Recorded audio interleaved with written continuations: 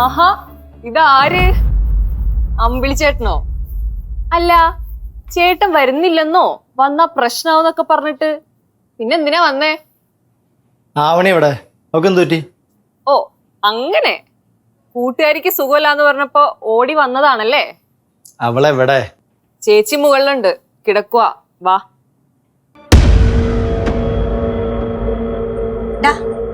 നിന്നോടല്ലേ ഞാൻ പറഞ്ഞത് ഇങ്ങോട്ട് വരല്ലെന്ന്?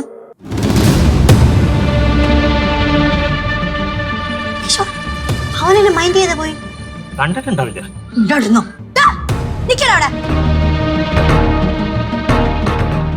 നിങ്ങക്ക് എന്താ? നിങ്ങൾ രണ്ടാളും കൂടി എന്നെ കളിയാക്കാണോ? നിങ്ങക്ക് എന്താ വേണ്ടേ? നീ എന്തിനാണ് ഇപ്പൊ ഇങ്ങോട്ട് വന്നത്?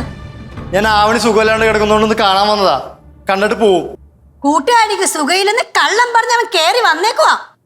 ഇവരെ കൊണ്ട് വലിയ ശല്യമാണല്ലോ. രാത്രി എവിടെയെങ്കിലും പോകുമ്പോ മിക്കവാറും ഞാൻ നിങ്ങളെ വലിയ ഇരട്ടടി അടിപ്പിക്കും. നീ ഞാൻ തന്നെ തല്ലും. എല്ലാത്തിനും ഒരു പരിധിയുണ്ട്. ഓഹോ, അപ്പോ നീ ഇരുട്ടടി അടിക്കുമല്ലേ? വേണ്ടി വന്ന ആളെ വിട്ട് തല്ലിക്കുമല്ലേ?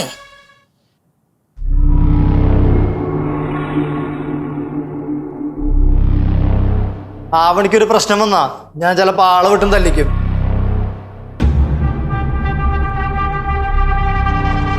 അപ്പോ നീയാണ് അത് ചെയ്തത് അല്ലേ? ദേ വീണ്ടും തുടങ്ങി. എന്റെ പൊന്നമ്മച്ചി, ഈ മുഖവും വീർപ്പിച്ച് കൊനഷ്ടം പറഞ്ഞ് നടക്കാതെ ഈ കിഷോറേട്ടനില്ലേ, അയാളെ നോക്കി വല്ലപ്പോഴും ചിരിക്കി. പുള്ളിയെങ്കിലും ഒന്ന് സമാധാനിക്കട്ടെ. നീ പാടി.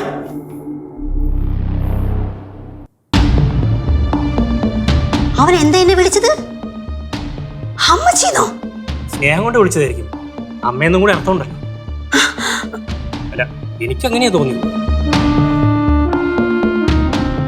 ആവണിയും അവളുടെ കൂടെയുള്ള എല്ലാവരും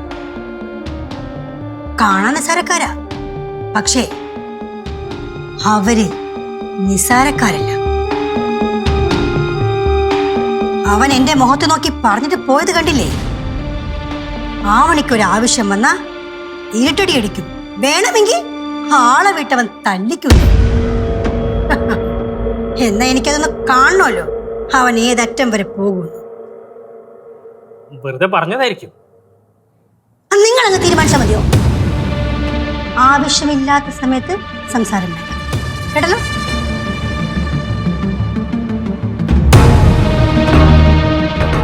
അവൻ തന്നെയാണ് ഇതെല്ലാം ചെയ്യുന്നത്. അതാണ് അവൻ കൃത്യമായിട്ട് പറഞ്ഞിട്ട് പോയത്.